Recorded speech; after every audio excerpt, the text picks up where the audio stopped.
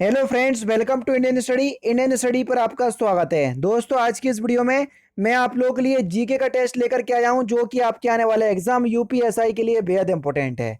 Video को and तक जरूर देखिएगा, क्योंकि लास्ट में मैं आपसे क्वेश्चन भी पूछूंगा और उसका आंसर आपको कमेंट बॉक्स में बताना होगा। साथ ही साथ इस वीडियो की पीडीएफ डिस्क्रिप्शन में टेलीग्राम चैनल का लिंक दिया हुआ है, वहां से आप प्राप्त कर सकते हो। पहला क्वेश्चन वर्ष 2015 में पारित फिल इन द ब्लैंक्स का उद्देश्य है कि सरकार को अधिकार प्रदान करना ताकि वह कोयला उत्खनन सरकार को चलाए रखने और कोयला संसाधन के अनुकूलतम उपयोग को बढ़ावा देने के लिए प्रतिस्पर्धी बोली के आधार पर कोयला की खदानों का आवंटन कर सके। किसका ये उद्देश्य है, आपको ये बताना है। चार ऑप्शन जो है वो आपके सामने है, देख लीजिए सर। तो ये जो आपका उद्देश्य है, ये कोयला खान विशेष प्रावधान अधिनियम का है। दूसरा ऑप्शन यहाँ पर आपका बिल्कुल क्या हो जाएगा सर, करेक्ट हो जाएगा। आज का टेस्ट आपको मॉडरेट लेवल का मिलेगा, यानी कि हाई टू यानी कि मॉडरेट से लेके हार्ड टाइप के आपके जो क्वेश्चंस हैं आज के सेट पेपर में आपको देखने को मिलेंगे। भारत में साइबर अपराध के लिए समर्पित सर्वप्रथम पुलिस स्टेशन सन 2001 को किस शहर में खोला गया? चारों ही ऑप्शंस आपके सामने हैं, जल्दी बताइए। तो किस शहर में खोला गया? तो सही आंसर हो जाएगा सर बंगलुरु, यानी कि इस क्वेश्चन का चौथा ऑप्शन यहाँ पर आपका बिल्कुल करेक्ट हो जाएगा। वर्ष 2006 में दक्षिण एशियाई क्षेत्रीय सहयोग संगठन यानी कि सार्क देश ने अपने हिंदू अल्पसंख्यकों को अपनी शादी रजिस्टर करने का अधिकार देने के लिए एक विधेयक पारित किया था। तो कौन सा दक्षिण एशियाई क्षेत्रीय देश था? तो आपका जो सही आंसर हो जाएगा वह क्या हो जाएगा सर? पाकिस्तान। तीसरा ऑप्शन से यहां पर आपका बिल्कुल करेक्ट हो जाएगा। नेक्स्ट क्वेश्चन से आपका कि भारतीय दंड संहिता के संदर्भ में निम्नलिखित में से कौन सा वक्तव्य जो है वो सही है? दो वक्तव्य आपके सामने हैं। यह अधिनियम पूरे भारतवर्ष में लागू है, प्रेजेंट टाइम की आप कह सकते हैं, लेकिन ये पहले जम्मू कश्मीर में लागू नहीं था। तो इस हिसाब से देखें तो पहला जो है वो गलत है। ठीक है, चलिए। दूसरा है आपका दूसरा है कि यदि किसी भारतीय नागरिक पर उसके द्वारा भारत के बाहर किए गए अपराध के लिए मुकदमा चलता है तो उसके साथ उसी तरह पेश आया जाएगा जैसे कि वह कृत भारत में ही किया गया हो। बिल्कुल ठीक, दूसरा बिल्कुल ठीक है। तो यानी कि ऑप्शन ए जो है वो आपका बिल्कुल सही हो जाएगा। ठीक है, नेक्स्ट क्वेश्चन सर आपके सामने। निम्नलिखित में से कौन सा भारतीय संविधान में उल्लेखित नागरिकों के मौलिक अधिकार कर्तव्यों के अंतर्गत नहीं आता? आराम से पढ़ो। जिन विचारों ने हमारी स्वतंत्रता के लिए राष्ट्रीय संघर्ष को प्रेरित किया उन्हें संयोजना, ये तो बिल्कुल है। अन्याय के विरुद्ध आवाज उठाना, ये नहीं है भैया हमारा मौलिक कर्तव्य। दूसरा ही ऑप्शन यहाँ पर आपका बिल्कुल करेक्ट हो जाएगा। नेक्स्ट क्वेश्चन सर आपके सामने। 1939 भारतीय राष्ट्रीय कांग्रेस यानी कि आईएनसी के त्रिपुरा सत्र में अध्यक्ष पद के लिए महात्मा गांधी की पसंद का उम्मीदवार कौन था? बेहतरीन और हार्ड लेवल का क्वेश्चन। तो सही आंसर हो जाएगा सर पट्टाभी सीतारामैया, यानी कि इस क्वेश्चन का चौथा ऑप्शन करेक्ट। कौन था सर? पट्टाभी सीतारामैया, यानी कि चौथा ऑप्शन करेक्ट हो जाएगा। अच्छा, आप लोग जो है वो ये कहते रहते हो सर आप प्रैक्टिस बुक बता रहे हो। अब मैं आप लोगों के लिए भैया एक प्रैक्टिस सेट 11 प्रैक्टिस सेट बिल्कुल फ्री ऑफ कॉस्ट प्रोवाइड करवा रहा हूं, है ना। हम स्किल यू या स्किलिंग यू ऐप के साथ मिलकर के आपको ये प्रोवाइड करवा रहे हैं। आपको किस तरीके से पूरा ऐप एक्सेस करना है और किस तरीके से आपको 11 मॉक टेस्ट जो है वो बिल्कुल फ्री ऑफ कॉस्ट वहां पर लगाना है, वो मैं आपको बता दे रहा हूं। देख लीजिए। लीजिए, फिर आप लोग कहते रहते हैं सर आप बुक बताते रहते हैं कि यूपीएसआई की प्रैक्टिस सेट के लिए ये वाली बुक कर लीजिए, जबकि यूपीएसआई का एग्जाम जो है वो ऑनलाइन होना है। तो टेंशन नहीं लो, आपकी इस बात को भी मैं ध्यान में रखता हूं। तो आप लोगों के लिए एक ऐसे ऐप के बारे में बता देने जा रहा हूं जिसमें आपको 11 मॉक टेस्ट बिल्कुल फ्री ऑफ कॉस्ट मिलेंगे।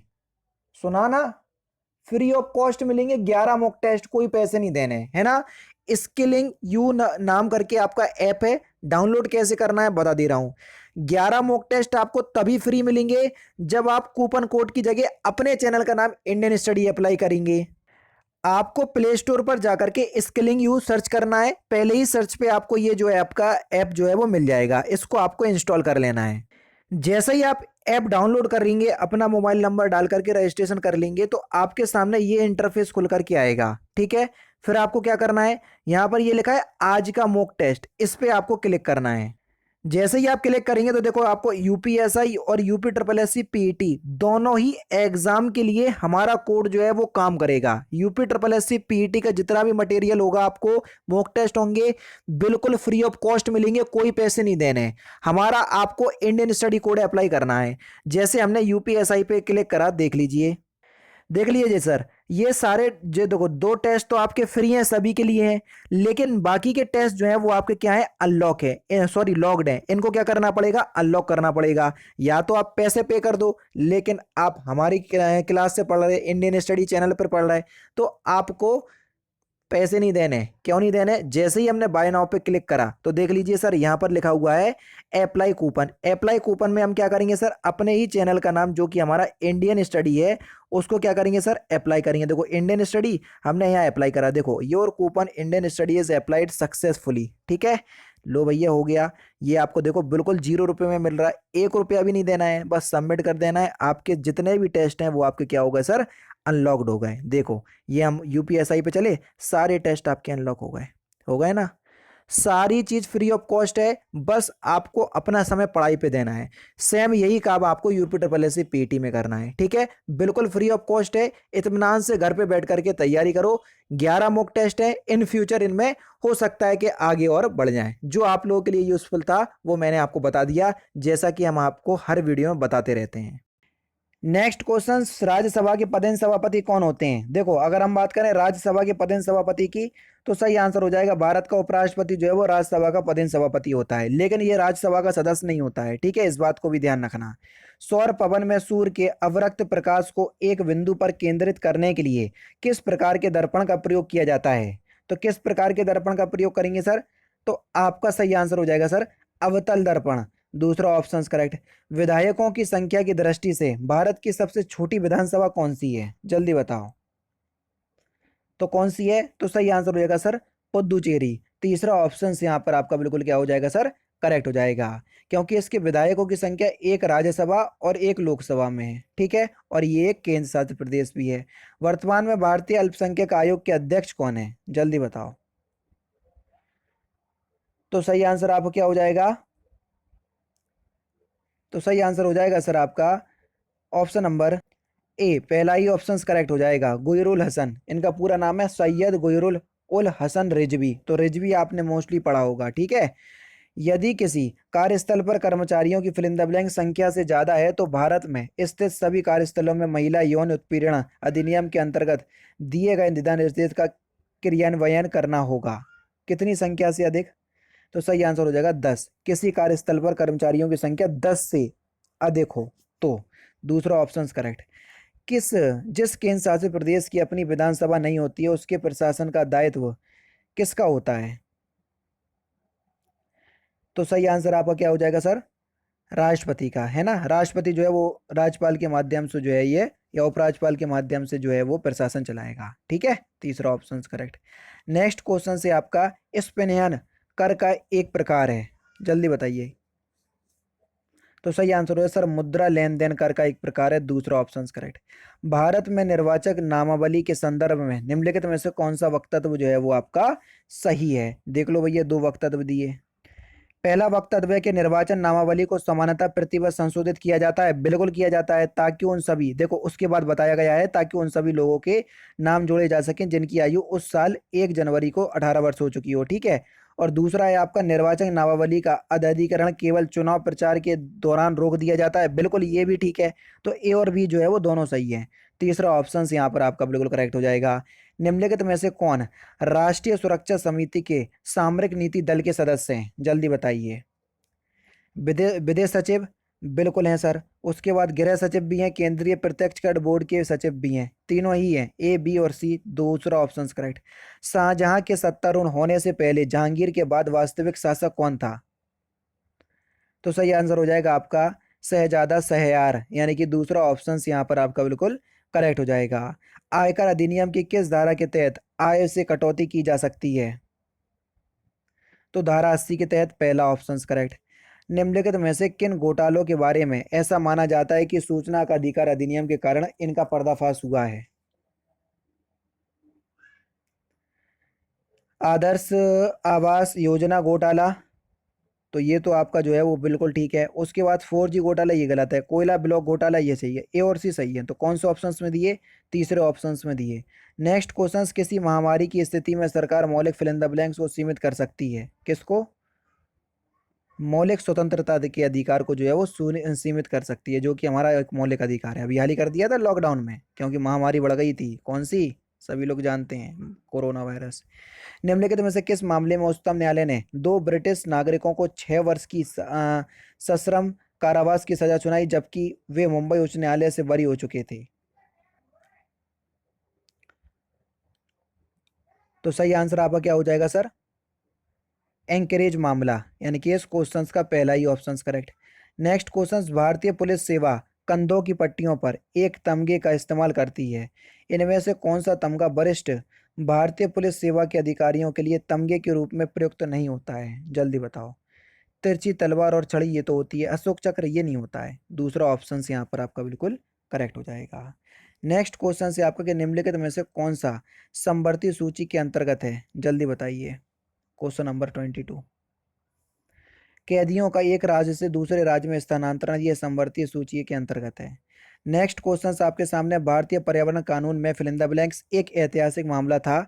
इस मामले में भारतीय उच्चतम न्यायालय ने कहा कि वायु, समुद्र और वन जैसे संसाधन समग्र मानव जाति के लिए अत्यधिक महत्वपूर्ण है, अतएव इन्हें किसी निजी संपत्ति का विषय बनाना पूरी तरह अनुचित है। तो किस मामले में में ये कहा गया?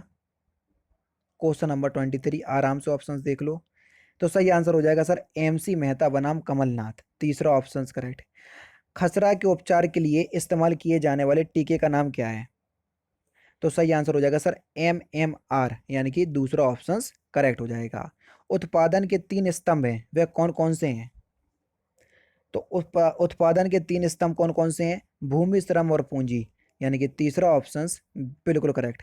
संसदीय चुनाव क्षेत्र का आकार और आकृति एक स्वतंत्र फिल इन द ब्लैंक्स द्वारा तय की जाती है, जिसका उद्देश्य यह है कि ऐसे चुनाव क्षेत्र बनाए जाएं जिसकी जनसंख्या कमोबेशन समान हो तथा वह भौगोलिक अवस्था और राज्य तथा प्रशासनिक क्षेत्रों की सीमाओं को अनुकूल हो। तो सही आंसर आपका क्या हो जाएगा सर? ऑप्शंस देख लो। तो सही आंसर हो जाएगा सर परिसीमन आयोग। तीसरा ऑप्शन करेक्ट। निम्नलिखित में से कौन सा एक इंटरनेट प्रोटोकॉल है?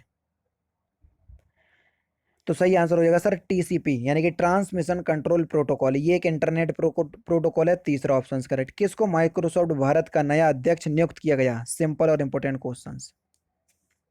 तो सही आंसर हो जाएगा सर अनंत महेश्वरी। पहला ही ऑप्शन करेक्ट।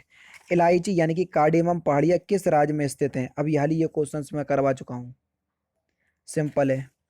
तो सही आंसर हो जाएगा सर पश्चिमी घाट। तीसरा ऑप्शन करेक्ट। किस तारीख को हस्तलिखित संविधान पर संविधान सभा के 284 सदस्यों ने हस्ताक्षर किए थे?